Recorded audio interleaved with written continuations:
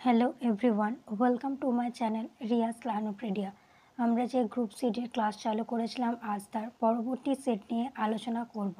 চলো তাহলে দেখে নেওয়া যাক এই সেটে কী কী কোয়েশ্চেন রয়েছে। প্রথম প্রশ্ন, রক্তচাপ মাপা হয় কোন যন্ত্র দ্বারা? টেথোস্কোপ, স্পিগমোম্যানোমিটার, ডগলাস ব্যাগ, কোনোটাই নয়। উত্তর কী হবে? স্পিগমোম্যানোমিটার। স্পিগমোম্যানোমিটার কেমন দেখতে? সবাই জানো কেমন দেখতে, তার শুধু নামটা জানো না। আমাদের যখন বিপি লো হয়, বলি না আমাদের প্রেসার লো হয়ে গেছে বা প্রেসার হাই হয়ে গেছে, মাপা হয় কোন যন্ত্রের সাহায্যে? সেটাই হলো স্পিগমোম্যানোমিটার। ভারতের নাইটিঙ্গেল নামে কে পরিচিত? লতা মঙ্গেশকর, বিজয়লক্ষ্মী, আশা ভোসলে, সরোজিনী নাইডু। উত্তর কী হবে? সরোজিনী নাইডু। আগের কয়েকটা সেটেই বলেছিলাম যে জাতীয় কংগ্রেসের ভারতীয় মহিলা প্রথম সভাপতি কে ছিলেন? না, সরোজিনী নাইডু। তখনই বলেছিলাম যে ভারতের নাইটিঙ্গেল নামে পরিচিত সরোজিনী নাইডু। সরোজিনী নাইডু ছিলেন একজন বিখ্যাত কবি, রাজনীতিবিদ এবং ভারতের স্বাধীনতা আন্দোলনের একজন সক্রিয় কর্মী। তার কবিতাগুলিতে গভীর আবেগ এবং সুন্দর শব্দচয়নের জন্য তাকে ভারতের নাইটিঙ্গেল বা ভারতের কোকিল উপাধি দেওয়া হয়েছিল। তিনি ভারতীয় জাতীয় কংগ্রেসের প্রথম মহিলা সভাপতিও ছিলেন। আর্দ্রতা পরিমাপ করার যন্ত্রের নাম কি? Hydrometer, hygrometer, thermometer, barometer. উত্তর কি হবে? হাইগ্রোমিটার। পরবর্তী প্রশ্ন, বাংলার রেনেসাঁসের জনক বলে কাকে অভিহিত করা হয়? রাজা রামমোহন রায়, মাইকেল মধুসূদন দত্ত, ঈশ্বরচন্দ্র বিদ্যাসাগর, প্রিন্স দ্বারকানাথ ঠাকুর। উত্তর কী হবে? বাংলার রেনেসাঁসের জনক বলে অভিহিত করা হয় রাজা রামমোহন রায়কে।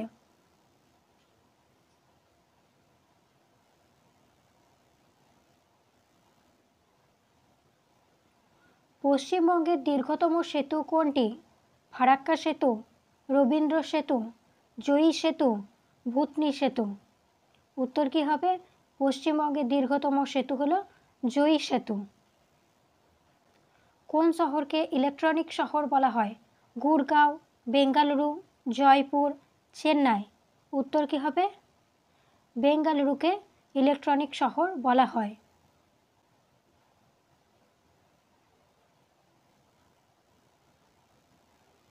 পরবর্তী প্রশ্ন, কে বাঘাযতীন নামে পরিচিত? যতীন দাস, যতীন্দ্রনাথ মুখার্জি, যতীন্দ্রমোহন সেনগুপ্ত, কেউই নন। উত্তর কী হবে? বাঘাযতীন নামে পরিচিত যতীন্দ্রনাথ মুখার্জি। পরবর্তী প্রশ্ন, কাকে ভারতীয় বিপ্লববাদের জননী বলা হয়? Sister Nivedita, Annie Besant, Madame Cama, Matangini Hazra. উত্তর কী হবে? ভারতীয় বিপ্লববাদের জননী বলা হয় মাদাম কামাকে। মাদাম কামার পুরো নাম কি? মাদাম ভিকাজি রুস্তম কামা।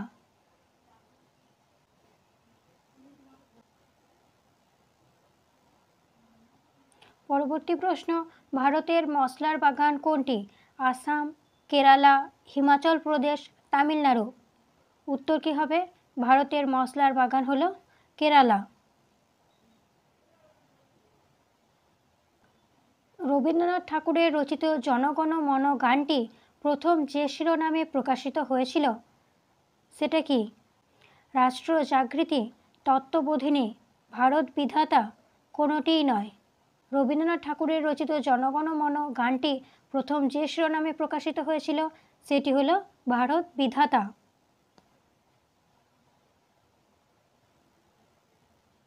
জনগণ মন গানটি প্রথমে একটি দেশাত্মবোধক গান হিসাবে লেখা হয়েছিল এবং এটি 1912 সালে তত্ত্ববোধিনী পত্রিকাতে ভারত বিধাতা শিরোনামে প্রকাশিত হয়। এই গানটি পরে 1950 সালের 24শে জানুয়ারি ভারতের জাতীয় সঙ্গীত হিসাবে গৃহীত হয়। তাহলে কোন পত্রিকায় প্রকাশিত হয়? তত্ত্ববোধিনী পত্রিকা। কী শিরোনামে? না, ভারত বিধাতা শিরোনামে। আর এই গানটি কবে জাতীয় সঙ্গীত হিসাবে গৃহীত হয়? না, 1950 সালে। এটি খুবই ইম্পর্টেন্ট, বলে দেওয়া হয় যে ভারতের জাতীয় সঙ্গীত জনগণমন কবে গৃহীত হয়? 1950। আর জনগণমন মানে গানটি গাওয়ার জন্য সেকেন্ড কত সেকেন্ড নির্ধারিত? 52 সেকেন্ড।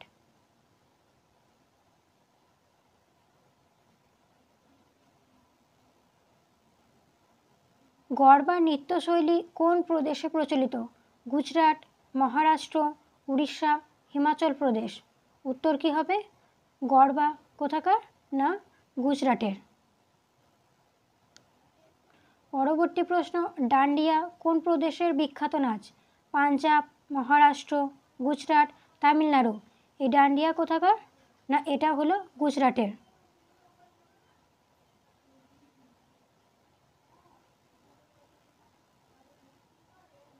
পরবর্তী প্রশ্ন, ভারতনাট্যম কোন প্রদেশের নৃত্যশৈলী?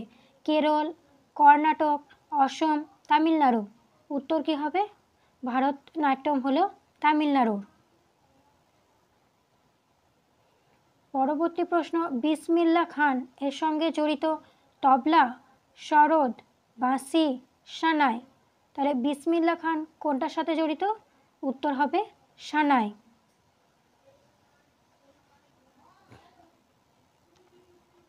পরবর্তী প্রশ্ন, উট ব্যবসাকে কেন্দ্র করে রাজস্থানে অনুষ্ঠিত বার্ষিক মেলার নাম কি? পুষ্কর মেলা, কুম্ভ মেলা, সোনপুর মেলা, সুরজ কৃষ্ণ মেলা। উত্তর কি হবে? উট ব্যবসাকে কেন্দ্র করে রাজস্থানে যে প্রত্যেক বছর যে মেলাটা হয় সেটার নাম হলো পুষ্কর মেলা। পরবর্তী প্রশ্ন, কোনটি একটি একক নৃত্যের উদাহরণ? Solo dance, Kuchipudi, Odissi, Yakshagana, Ottam Thullal. উত্তর কি হবে? একক নৃত্যের উদাহরণ হলো ওট্টাম থুমাল। এবার দেখে নেওয়া যাক এই নৃত্যগুলি কোথাকার।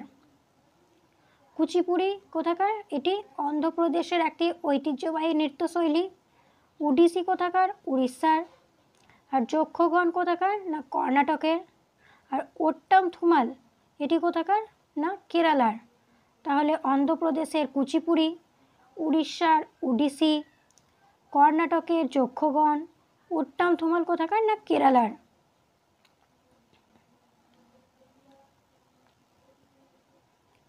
ভারতের প্রথম সবাক চলচ্চিত্র হলো রাজা হরিশ্চন্দ্র, আলমারা, চণ্ডীদাস, ঝাঁসি কি রানী। উত্তর কি হবে? উত্তর হলো আলমারা। তাহলে ভারতের প্রথম সবাক চলচ্চিত্র হলো আলমারা। আর যদি বলা হয় ভারতের প্রথম নির্বাক চলচ্চিত্র কোনটি? তাহলে নির্বাক চলচ্চিত্র বললে হবে রাজা হরিশ্চন্দ্র। এর পরিচালন কে করেছিলেন, অর্থাৎ পরিচালিত কার দ্বারা হয়েছিল? দাদা সাহেব ফালকে দ্বারা এটি পরিচালিত হয়েছিল। তাহলে ভারতের প্রথম পূর্ণ দৈর্ঘ্যের নির্বাক চলচ্চিত্র রাজা হরিশ্চন্দ্র দাদা সাহেব ফালকে দ্বারা পরিচালিত হয়েছিল। পরবর্তী প্রশ্ন, নিম্নলিখিতদের মধ্যে কোন জোটটি সঠিক? আমির খসরু শরৎ, উৎপল দত্ত চলচ্চিত্র, শম্ভু মহারাজ ভারতনাট্যম, ভীমসেন যোশী কণ্ঠসঙ্গীত। উত্তর কি হবে? ভীমসেন যোশী কণ্ঠসঙ্গীত।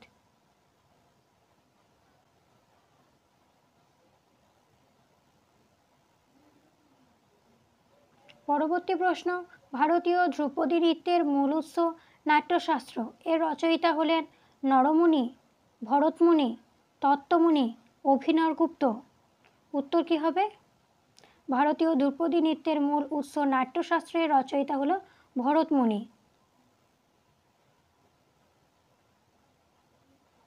পরবর্তী প্রশ্ন, ওনাম কোন প্রদেশের একটি গুরুত্বপূর্ণ উৎসব?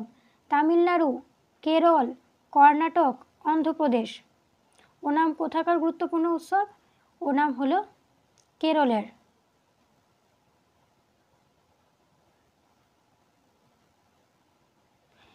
এই ওনাম উৎসবটি প্রধানত ফসল কাটার মরশুমকে কেন্দ্র করে পালিত হয় এবং এটি 10 দিন ধরে চলে। তাহলে ওনাম হলো কেরলের একটি গুরুত্বপূর্ণ উৎসব। এটি ফসল কাটাকে কেন্দ্র করে পালিত হয় আর এটি 10 দিন ধরে চলে। পরবর্তী প্রশ্ন, Elephanta festival of art and culture ভারতের কোন শহরে অনুষ্ঠিত হয়? নিউ দিল্লি, জয়পুর, মুম্বাই, তিরুবনন্তপুরম। উত্তর কি হবে? উত্তর হবে মুম্বাই।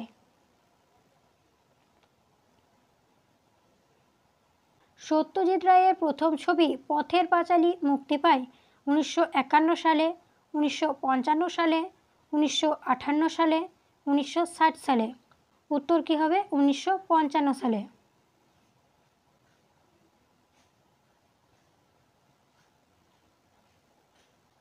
পথের পাঁচালী উপন্যাসটি লিখেছেন বিভূতিভূষণ বন্দ্যোপাধ্যায়।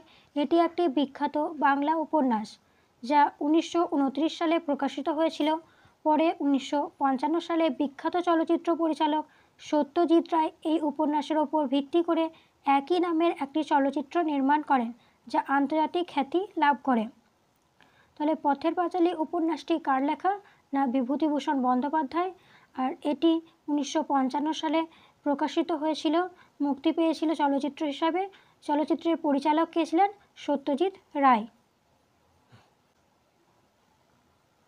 নিম্নলিখিত কে তবলা বাদ্যযন্ত্রের সহিত যুক্ত? আলী আকবর খান, আলী বিলায়েত খান, বিসমিল্লাহ খান, আহমেদ জান থিরকুরা। উত্তর কি হবে? উত্তর হবে তবলা বাদ্যযন্ত্রের সহিত যুক্ত আহমেদ জান থিরকুরা।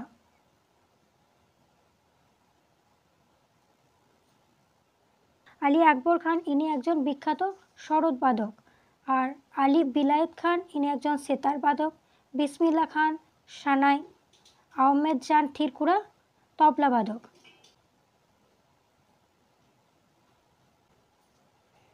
পরবর্তী প্রশ্ন, সঙ্গীত নাটক একাডেমি প্রতিষ্ঠিত হয় 1951 সালে, 1953 সালে, 1954 সালে, 1956 সালে। উত্তর কী হবে? সঙ্গীত নাটক একাডেমি প্রকাশিত হয় 1953 সালে। নিম্নলিখিত কোনটির উৎপত্তিস্থল তামিলনাড়ু? কথাকলি, কত্থক, ওডিসি, ভারতনাট্যম। উত্তর কী হবে? উত্তর হবে ভারতনাট্যম। একটু আগেই বললাম ভারতনাট্যম কোথাকার লোকনৃত্য? না তামিলনাড়ু। কথাকলি এটি কেরালার একটি ঐতিহ্যবাহী নৃত্যশৈলী। আর কত্থক কোথাকার? উত্তর ভারতের। ওডিসি উড়িষ্যা, ভারতনাট্যম তামিলনাড়ু। কথাকলি কেরালা ক ক, কত্থক উত্তর ভারত, ওডিসি উড়িষ্যা, ভারতনাট্যম তামিলনাড়ু। তো আর ভ। বিখ্যাত সেতার বাদক পণ্ডিত রবিশঙ্করের শিষ্য ছিলেন ওস্তাদ আলাউদ্দিন খান, এনায়েত খান, আকবর খান, বিলায়েত খান। উত্তর কি হবে? ওস্তাদ আলাউদ্দিন খান। ওস্তাদ আলাউদ্দিন খান ইনি একজন বিখ্যাত সরোদ বাদক এবং পণ্ডিত রবিশঙ্করের গুরু। আর এনায়েত খান ইনি একজন সেতার বাদক, ওস্তাদ বিলায়েত খানের বাবা। নিচের কোন উৎসবে নৌকা দৌড় একটি বিশেষ বৈশিষ্ট্য? রঙ্গোলি বিহু, ওনাম, পোঙ্গল, নবরাত্রি। উত্তর কি হবে? ওনাম। ওনাম কেরালার এই ফসল কাটার উৎসবে ভল্লামকলি বা নৌকা দৌড় একটি প্রধান আকর্ষণ। এই প্রতিযোগিতায় লম্বা এবং সরু নৌকাগুলি যেমন চুনান ভল্লাম এবং সর্প নৌকা ব্যবহার করা হয়, যা শত শত দাঁড় নিয়ে চালিত হয়। এই নৌকা দৌড়গুলি মূলত পম্পা নদী এবং অন্যান্য জলাশয়ে অনুষ্ঠিত হয়। এটা আগেও পড়ালাম, ওনাম ফসল কাটার উৎসব যেটা পালিত হয় কেরলে। আর রঙ্গোলি বিহু কোথাকার? এটি আসামের। আর এটি বসন্ত উৎসব যেখানে নৃত্য, গান এবং অন্যান্য সাংস্কৃতিক কার্যক্রম প্রধান। পোঙ্গল কোথাকার? না তামিলনাড়ুর। এটিও একটি ফসল কাটার উৎসব যা মূলত সূর্যের পূজা এবং ফসল তোলার সাথে সম্পর্কিত। আর নবরাত্রি কোথায়? এটি একটি হিন্দু উৎসব যা 9 রাত ধরে পালিত হয়। এটি দেবী দুর্গার বিভিন্ন রূপের পূজা এবং গুজরাটে গরবা নৃত্যের জন্য বিখ্যাত। বেগম আখতার বিখ্যাত কোন ক্ষেত্রে? সঙ্গীত, নৃত্য, রাজনীতি, চিত্রাঙ্কন। উত্তর কি হবে? সঙ্গীত। বেগম আখতার বিখ্যাত সঙ্গীত।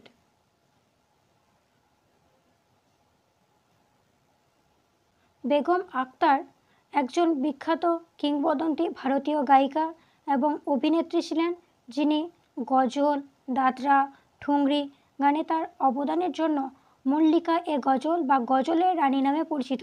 তাহলে গজলের রানীকে বেগম আক্তার।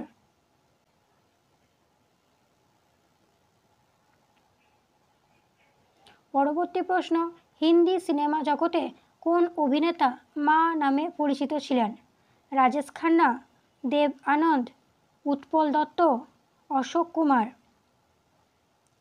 তাহলে হিন্দি সিনেমা জগতে কোন অভিনেতা মা নামে পরিচিত ছিলেন? উত্তর হবে অশোক কুমার।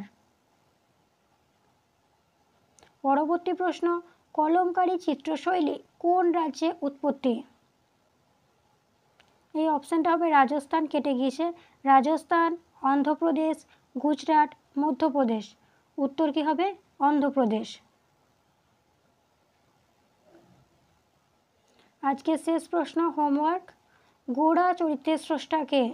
রবীন্দ্রনাথ ঠাকুর, নারায়ণ গঙ্গোপাধ্যায়, সুনীল গঙ্গোপাধ্যায়, জীবনানন্দ দাশ। এই উত্তরটি তোমরা কমেন্টে জানিও। আর যদি তোমরা এই পিডিএফটা পেতে চাও তাহলে আমাদের টেলিগ্রাম চ্যানেলে জয়েন হয়ে যেও, সেখানে আমি পিডিএফটা দিয়ে দেবো। টেলিগ্রাম চ্যানেলের লিঙ্ক আমি ডেসক্রিপশানে দিয়ে দেবো। যদি ভিডিওটি ভালো লাগে লাইক করো, কমেন্ট করো, শেয়ার করো। চলো দেখা হচ্ছে নেক্সট ভিডিওয়।